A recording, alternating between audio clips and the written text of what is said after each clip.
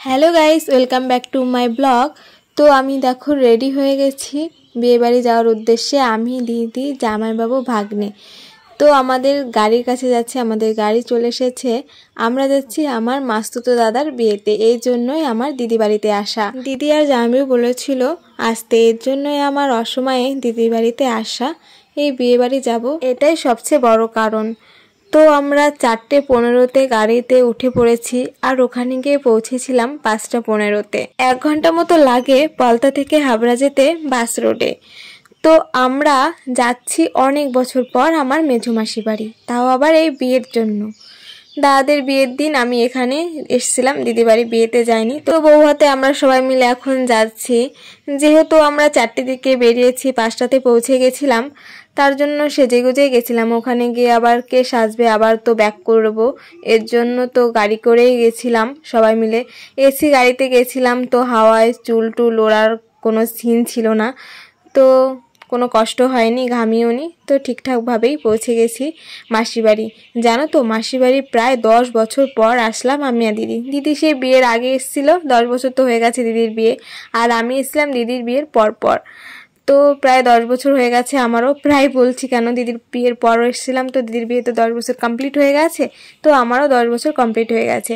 তো প্রথমে গিয়েই বৌদিদের দেখে আসলাম যে বৌদিরা সাজগোজ করছে। তো আমি, মাসি, দিদি নিচে নেমে আসলাম। এখন দেখছি নতুন বর, মানে এটা হচ্ছে আমার ছোট দাদা। এই দাদার বিয়ে হলো, দুটো দাদারই বিয়ে হয়েছে, বড় দাদার আর ছোট দাদার একসঙ্গেই। তো দেখি বালিশের কভারগুলো হচ্ছে ভরছিল বালিশে। তো দিদিকে বললো তুই একটা ভর, এরপরে দেখি আমাকেও দিয়ে দিল কোল বালিশেরটা ভরতে। তো আমি আবার ইয়ার্কি মারছিলাম, নতুন বরের নিজেই খাট সাজাচ্ছে এটা বলে। তো এখন দেখছি আমাকেও একটা দিয়ে দিল। তো আমি, দিদি আর দাদা মিলে 3টে বালিশে কভার ভরলাম, 3 জনে মিলে। এই ঘরে ছোট দাদা আর ছোট বৌদি থাকবে, তো এটা ওদের ঘর। তো এখন দেখছি আমার মানে বড় মাসির মেয়েও চলে এসেছে, তো ওর সাথে একটু কথা বললাম। তো দিদিকে দেখো, ও তো গানের আওয়াজ শুনেই নাচতে শুরু করলো। আমার দিদি খুব ভালো নাচতে পারে। তো এখানে গান হচ্ছিল বলে চুড়িয়া বলে কাংনা।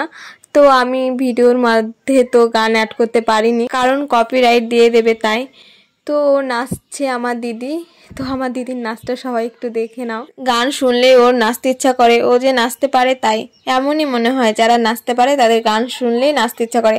আমি পারি না নাচতে, তাই আমার ওটা আর হয় না। এটাই আমার বড় মাসির মেয়ে, মা বাড়ির দিক থেকে সব থেকে বড় দিদি। তো দেখো আমি একটু আয়নায় নিজেকে দেখে নিলাম আমাকে কেমন লাগছে।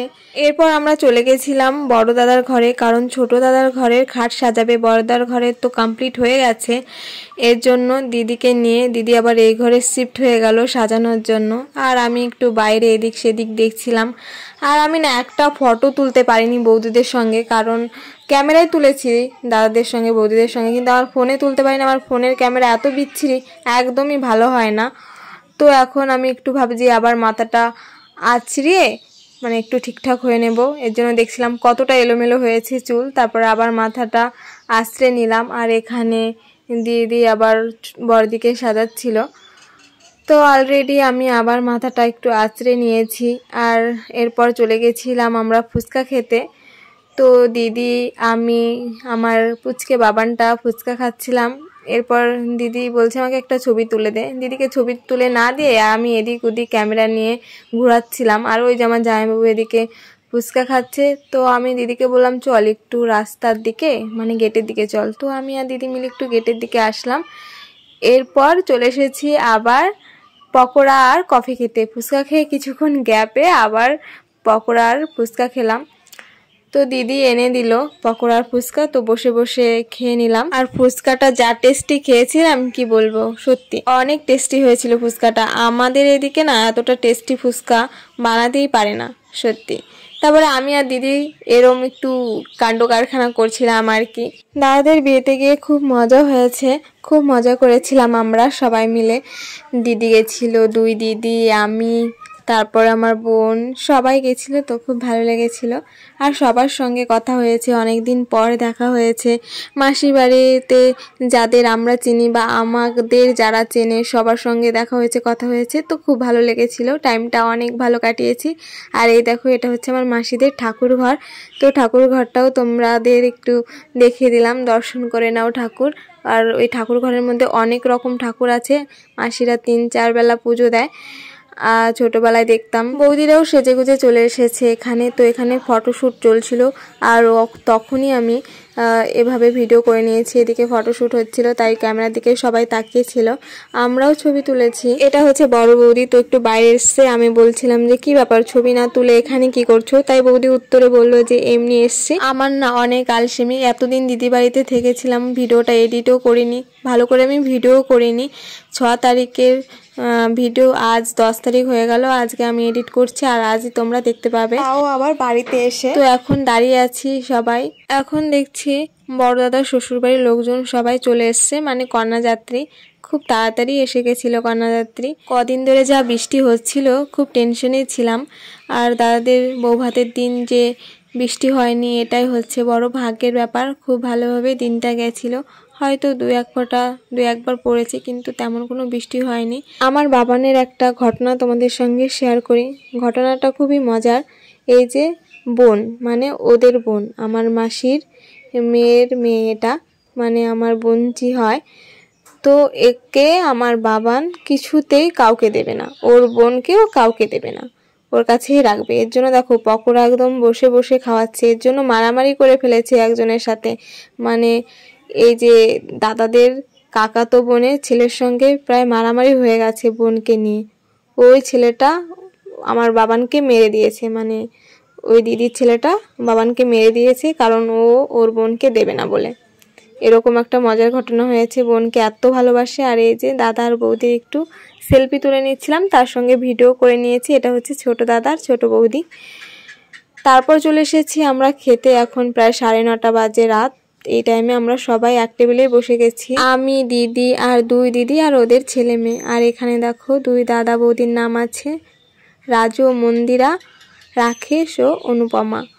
তো বসে গেছি এখন। আমাদের তো প্লেট সব আমরা ধুয়ে টুয়ে নিলাম, ধোয়াই ছিল তাও আর একবার ধুয়ে নিলাম। এখানে আমি আর আমার ওই বড় দিদি মিলে আমার দিদির সাথে ইয়ার্কি মারছিলাম, কারণ ওর গায়ে যত কিছু জুয়েলারি পরেছে, আংটি, কানের গলার, হাতের চুড়ি, ভেসলেট সবই ছিল গোল্ডের। তো ইয়ার্কি মারছিলাম, তোকে যদি আমরা এখন চিন্তাই করি তো আমরা অনেক লাখ টাকার মালিক হয়ে যাব, প্রায় 50-55 লাখ টাকার মালিক হয়ে যাব, তুই যা পরে এসেছিস। তো এই বলে এখানে ইয়ার্কি হচ্ছিল। তারপর চলে আসলো প্রথমেই পাতে ডিমের ডেভিল আর সস। তো সেটা প্রথমে খেয়ে নিলাম। কদিন আগে আমিও বাড়িতে বানিয়েছিলাম ডিমের ডেভিল, খেয়েছি। আর কিছু কিছু ভিডিও করেছি, সমস্ত কিছু ভিডিও করিনি। তো আমি যা যা খেয়েছি সেগুলো ভিডিও করেছি। তো এটা খাওয়ার পর চলে আসলো সাদা ভাত, তার সঙ্গে ডাল আর আলু ভাজা। আর এখানে আমি শুধু আলু ভাজাটাই খেয়েছিলাম ভালোভাবে। ভাত হয়তো 1 থেকে 2 গাল খেয়েছি। এরপরে আমি যা এসেছিলো সেগুলো নিইনি। মাছটা নিলাম না। তারপরে চলে এসেছে ফ্রাইড রাইস আর চিকেন, সেটা নিয়েছি কারণ ওটা আমি খুব ভালো খাই। তারপর আমি খেয়েছি চাটনি, পাঁপড়, মালাই চমচম, মানে ওই মিষ্টিটা আমি ভালো খাই তাই খেয়েছি, আর রসগোল্লা খাইনি। এরপর আইসক্রিম, এরপর হাজমোলা আর আইসক্রিম, এই দুটো তো আমি খাই, আমার ফেভারিট। তো এগুলোও খেয়ে নিয়েছি, যেগুলো আমি ভালো খাই সেগুলো ছাড়া যাবে না। এরপর দিদি খাচ্ছিল রসগোল্লা। তো আমি ভিডিও করছিলাম বলে লজ্জা পাচ্ছিল। তারপরে কি বললাম, কিসের লজ্জা। খাওয়া দাওয়া কমপ্লিট হয়ে গেছে আমাদের। এখন আমরা হাত ধুয়ে নিলাম। আর এই হাত ধোয়ার সিস্টেমটা অনেক ভালো, যেখানে করে না খুবই প্রবলেম হয় হাত ধুতে। তো আমরা এখন খেয়ে দিয়ে এবার বাড়ির ভিতরে গিয়ে কিছুক্ষণ বসে থাকলাম, সবার সঙ্গে গল্প করলাম। 11:10 বাজে। তো তখন আমরা সবাইকে টাটা বাই বাই করে চলে আসলাম।